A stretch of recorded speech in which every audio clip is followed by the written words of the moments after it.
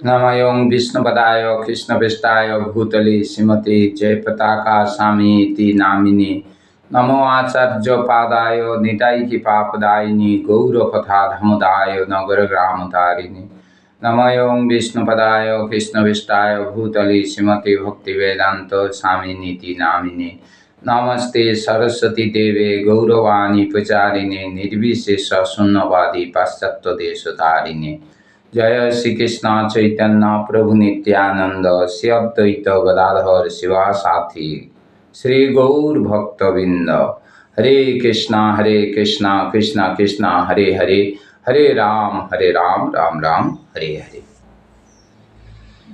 তো আজকে আমরা এখানে উপস্থিত হয়েছি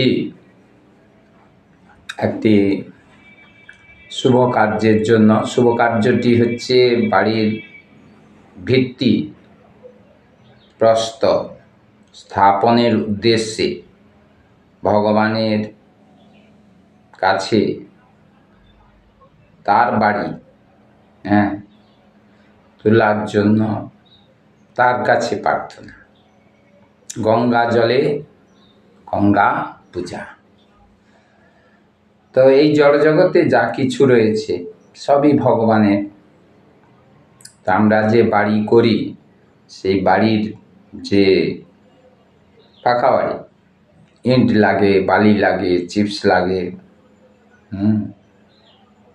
সিমেন্ট লাগে, রড লাগে, তো এগুলি সমস্ত আমাদের ভগবান পরোক্ষভাবে প্রদান করেছেন প্রকৃতির মাধ্যমে। প্রকৃতি ক্রিয়মাণানি গুণাই কর্মণি সর্বস্ব অহংকার বিমূঢ়াত্মা কর্তাহমিতি মন্যতে। আমরা ভাবি যে এগুলি আমাদের সৃষ্টি, আমরা তৈরি করেছি, কিন্তু এগুলি সব ভগবানের সৃষ্টি। যেমন ধরুন না, ইট বেশি লাগে সবচাইতে বাড়িতে, নাকি? কি প্রভু বেশি লাগে? তো ইট বেশি লাগবে। কত হাজার? 10,000। তো এই ইট কোথা থেকে তৈরি হচ্ছে?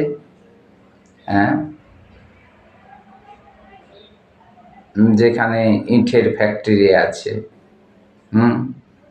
সেটাকে কি বলে যেন?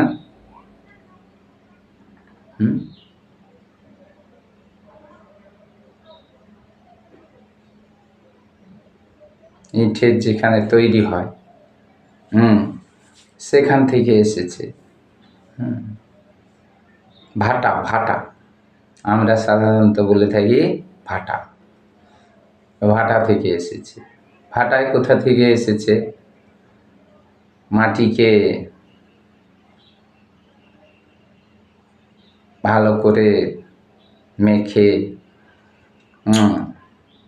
তারপরে তাকে আগুনে কয়লার দ্বারা পুড়িয়ে তারপরে এসেছে। এখন এই মাটি যে আমরা পেলাম, সেটা কোথা থেকে পেলাম? প্রকৃতি থেকে। যা যদি না মাটি দেয়া হয়, ইট তৈরি করা যায়? এবারে মাটি যে প্রকৃতি থেকে নিলাম, আমরা প্রকৃতিকে কি টাকা দিই? প্রকৃতিকে একটা প্রণামও করতে চাই না। কিন্তু প্রকৃতি হচ্ছে ভগবানের প্রতিনিধি স্বরূপ, যার মাধ্যমে আমরা মাটিটা পেলাম। মাধ্যম যেমন আমাদের গুরুদেব আমাদের মাধ্যমে, ভক্তদের মাধ্যমে তার বার্তা পৌঁছে দেন সাধারণ ভক্তদের কাছে। তাই আমাদের জেলার প্রতিনিধি রয়েছেন, আবার জেলাকে ভাগ করে বিভিন্ন রকম চক্রবর্তীর পদ রয়েছে, এবং শেষে আপনাদের এই নামহট্টের সম্পাদক, সভাপতি, কোষাধ্যক্ষ এগুলি রয়েছে। এগুলি হচ্ছে পারমার্থিক পদ, আর এগুলি হচ্ছে গুরুদেবের প্রতিনিধির মতো, প্রকৃতির মতো। হ্যাঁ, তো সেই জন্য এই গুরুদেবের প্রতিনিধি হয়ে আমাদের সঠিকভাবে গুরুদেবের শিক্ষাকে প্রচার করার চেষ্টা করা উচিত। এবং ভগবানের প্রতিনিধি হিসাবে যেমন এই জড়া প্রকৃতি, এই ভূলোকের প্রকৃতি কত সুন্দরভাবে আমাদের সব কিছু প্রদান করছেন, তো সেই রকমভাবে ঘরের একটি ভিত যেমন ঘরকে দাঁড় করায়, সেই রকম আমরা যদি ধর্ম করি তাহলে আমাদেরকেও পরবর্তীকালে ঘরের মতো ভালোভাবে থাকা, ভালোভাবে শোয়া, আরাম পাওয়া, সুখ পাওয়া, সুন্দর লাগা, সেখানে যেতে পারি। ধর্মেরও 4টি ভিত রয়েছে: সত্য, দয়া, তপ, শৌচতা। সত্যতা গুণের প্রকাশ হয় যদি আমরা কিনা সত্যতা গুণের প্রকাশ হয় যদি আমরা দ্রুত ক্রীড়াজনিত কোনো কর্ম না করি। দয়া গুণ প্রকাশ পায় যদি আমরা জীব হিংসাজনিত কোনো ক্রিয়াকর্ম না করি। তপস্যা গুণ প্রতিষ্ঠিত হয়, রক্ষা হয় যদি আমরা কোনো জীবকে হিংসা না করি, জীবকে ভালোবাসি, শ্রদ্ধা করি। আর শৌচতা গুণ আসে যদি আমরা অবৈধ জনিত সম্পর্ক সর্বপ্রকার থেকে দূরে থাকি। তাহলে আমাদের এই সত্য, দয়া, তপ, শৌচরূপ ধর্মের 4টি ভিত্তি প্রতিষ্ঠিত হয়। তাই বাড়ি করি, গাড়ি করি, বিবাহ করি, আমরা করি, কিন্তু তার মূল ভিত্তি হচ্ছে এই ধর্ম, যার মাধ্যমে সব কিছু করেও সব কিছু ভগবানের সেবায় নিয়োগ করে সব কিছু ধর্মে কাজে লাগিয়ে এই দুর্লভ মনুষ্য জীবনকে সার্থক করে অন্তিমে ভগবত ধামে ফিরে যাওয়া যায়। চেষ্টা করতে হবে। করছেন, যারা করছেন তারা খুব ভালোভাবে আরও করার চেষ্টা করতে হবে। আর যারা করেননি তারা এখনই এটি চেষ্টা করবেন। কি করবেন? করলে ক্ষতি কি হবে? লাভ না হইবে কিছু, নাকি? ঘটিল জঞ্জাল। আমরা জড়জগতে অনেক কিছু করি, সেটা লাভ হয় না, কিন্তু যখন এই কৃষ্ণের জন্য করি তখন আমাদের পারমার্থিকভাবে স্বীকৃতি লাভ হয়। মৃত্যুর পরে যা আমাদেরকে ভগবত ধামে পৌঁছে দেওয়ার হাতিয়ার হিসাবে কাজে লাগে। অল্প পরিমাণও যদি করি, গীতায় ভগবান বলছেন অল্পম পুষ্য ধর্মস্য ত্রায়ত মহতো ভয়ে। অল্প পরিমাণ করলেও তার ফল আমরা পরবর্তী জীবনে প্রাপ্ত হব। কুকুর শরীর প্রাপ্ত হয়েও একটা বড় বাড়িতে থাকার অধিকার থাকতে পারে, আবার সেই কুকুর শরীর প্রাপ্ত হয়ে আমরা অনেক সময় রাস্তায় রাস্তায় ঘুরে কষ্ট পাই। দুইটাই শরীর, দুইটাই এক কুকুর, কিন্তু পার্থক্য তাদের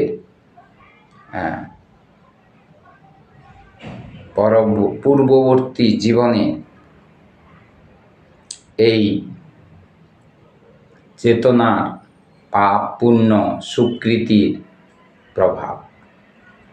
তো এখন আমরা একটা গীতার শ্লোক না ভাগবতের শ্লোক ভাগবত নিয়ে এসেছি। তো ভাগবতের শ্লোক আলোচনা করব। নিত্যং ভাগবত সেবয়ার কাজও আমাদের হয়ে যাবে। তো শ্রীমদ্ ভাগবতের আমরা এখন একটি শ্লোক আস্বাদন করে সেটিকে উপলব্ধি করার চেষ্টা করব। শ্রীমদ্ ভাগবতের শ্লোক নাম্বার হচ্ছে 25, অধ্যায় 3, স্কন্ধ 9, যেখানে এই যে আমরা বাড়িতে থাকব সেই রকম স্বামী স্ত্রী ছেলে মেয়ে নিয়ে চাবন মুনি এবং সুকন্যা সেই যে বৈবাহিক জীবন, কৃষ্ণের সংসার কিভাবে করতে হয় সেই শিক্ষা এখানে আমাদেরকে সুন্দরভাবে প্রদান করেছেন পরীক্ষিত মহারাজের মাধ্যমে।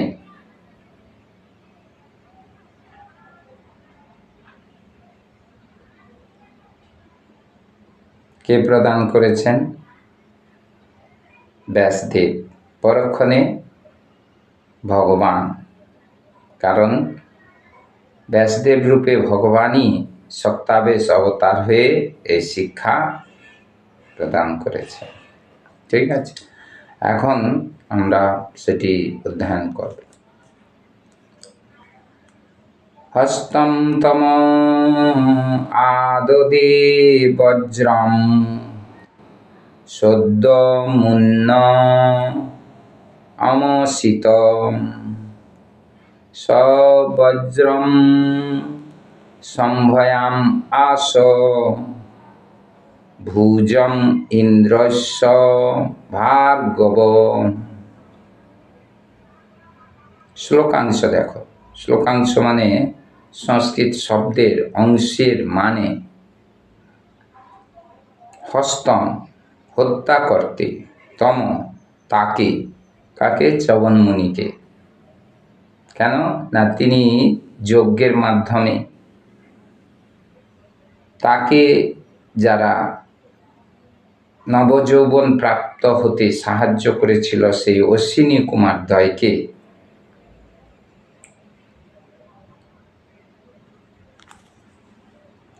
সোমরস পানের অধিকার দেওয়ার জন্য ব্যবস্থা করেছিলেন। আগে সোমরস পান করার অধিকার এই চিকিৎসক, স্বর্গের চিকিৎসক অশ্বিনী কুমার দ্বয়ের ছিল না।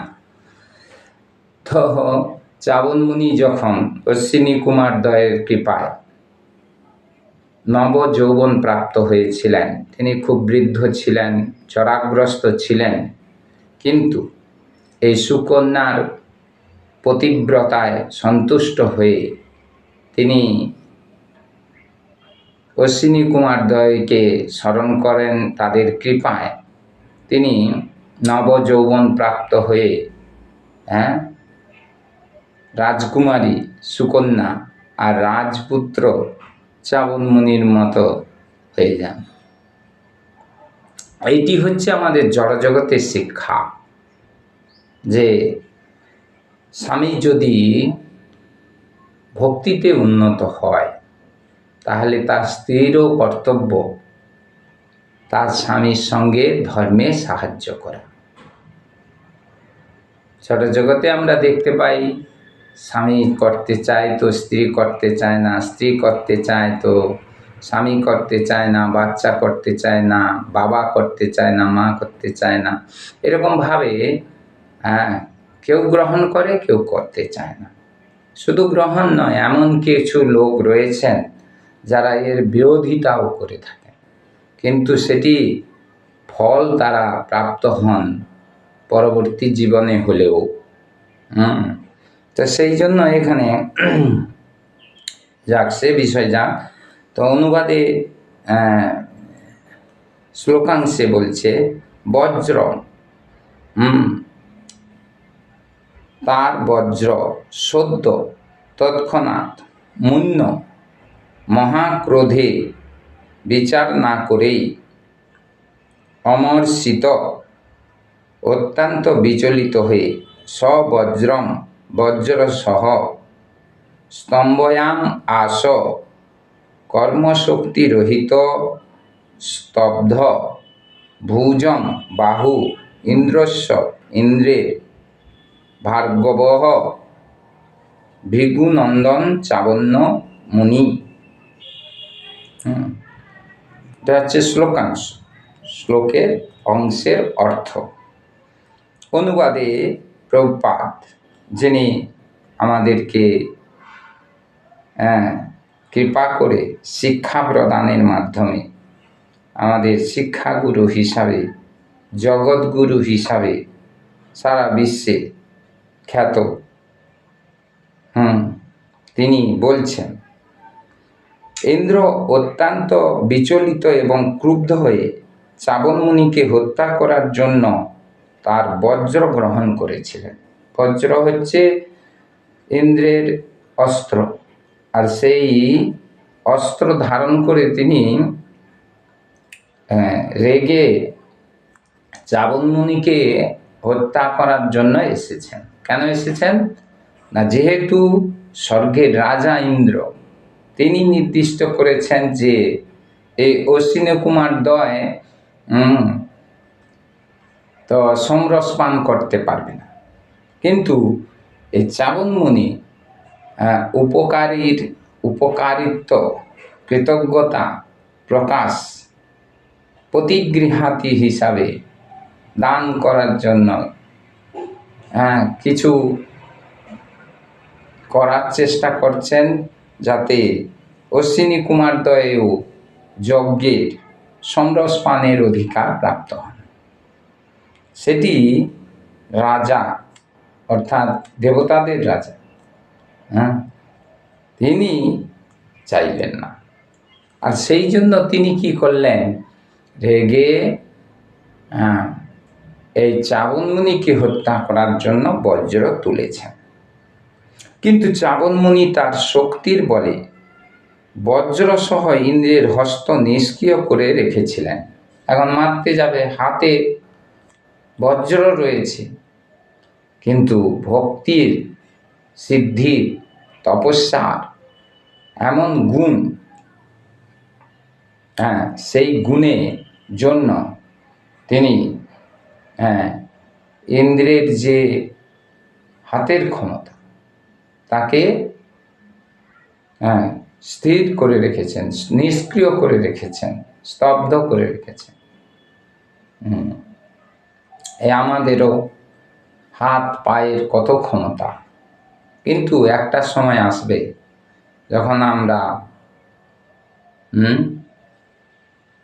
জরা এক দেবীর দ্বারা আক্রান্ত হয়ে সমস্ত কিছু ক্ষমতা থেকে বঞ্চিত হব। তো সেই রকম এই চাবন মুনির প্রভাবে, তার শক্তির প্রভাবে, তার ভক্তির প্রভাবে, তার ধ্যানের প্রভাবে তিনি বজ্রের ক্ষমতাকেও নিষ্ক্রিয় করার জন্য দেবরাজ ইন্দ্রের হস্ত মানে হাত নিষ্ক্রিয় করে ফেললেন।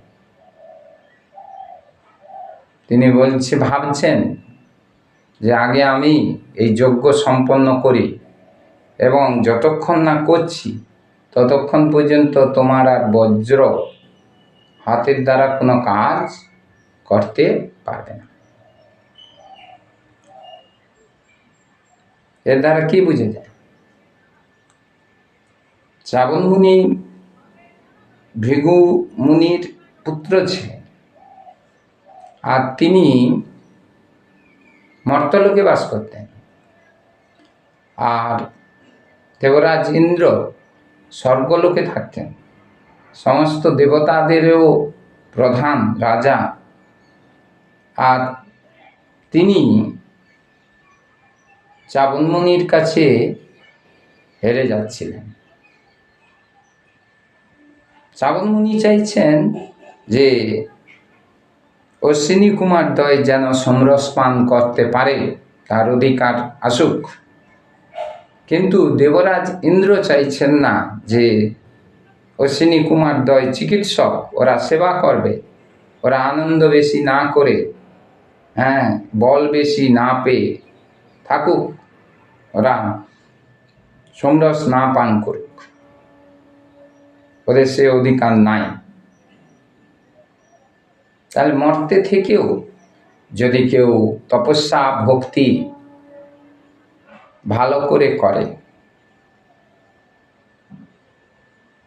গীতায় রয়েছে ধ্যান যোগ, তো সেই যোগের মাধ্যমেও বলা হয়েছে, ভগবান কৃষ্ণ বলছেন। তো সেই যোগের প্রভাবে তিনি স্বর্গ লোকের চাইতেও উন্নত ছিলেন। তাই আমরা যারা এই বাড়ি করি, ভিত করি, সংসারে থাকি, যদি চাবনমুনির মতো খুব সুন্দরভাবে ধর্মকে কেন্দ্র করে থাকব, তাহলে আমরা দেবতাদের মতো কিংবা চাবনমুনির মতো, অর্থাৎ দেবতাদের চেয়েও উন্নত। যদিও সমস্ত দেবদেবীরা ভগবানের নির্দেশ পালন করেন, সেবক একেলে ঈশ্বর কৃষ্ণ আর সব ভৃত্য, এবং ভৃত্যের মতো তারাও সেবা করে আর আমরাও করি। কিন্তু যদি আমরা আরো ভালো করে করব, তাহলে আমরা তাদের থেকেও উন্নত হতে পারি। তো সেই জন্য আপনারা সবাই চেষ্টা করবেন যাতে এই নামহট্টের মাধ্যমে নিত্যানন্দ প্রভু ভগবান বলরাম তার শিক্ষাকে গ্রহণ করে আমরা সংসারে থেকে কৃষ্ণের সংসার করে, কৃষ্ণের সংসার করো, ছাড়ি অনাচার, এই চারটা অনাচার ছেড়ে আমরা যদি সংসার করি এবং দুর্লভ মনুষ্য জীবনকে সার্থক করার জন্য চেষ্টা করি, এবং অন্তিমে ভগবানের অহৈতুকী কৃপার দ্বারা, তার দূতেদের দ্বারা তার ধামে ফিরে যেতে পারি, তার মতো আর অন্য কিছু নেই। এই জড়জগতে ভিত করে আমরা কদিন থাকব? কিছুদিন পরে, এমনকি মুহূর্তের মধ্যে, যে কোনো মুহূর্তে, ক্ষণং ফণং যদ বিপদম, পদং পদম, প্রতি মুহূর্তে আমাদের মৃত্যু আসার সম্ভাবনা রয়েছে। শিল প্রভুপাদ এই শ্লোকের তাৎপর্য দেননি, তা আমরা সেই জন্য চেষ্টা করব কলিযুগের যুগধর্ম হরিনাম মহামন্ত্র খুব সুন্দরভাবে করে ভগবানের সেবার মাধ্যমে আমাদের দুর্লভ মনুষ্য জীবনকে সার্থক করার। সবাই প্রণাম। হরে কৃষ্ণ কৃষ্ণ কৃষ্ণ হরে হরে, হরে রাম রাম রাম হরে হরে। কিছু যদি জানার থাকে বলতে পারেন।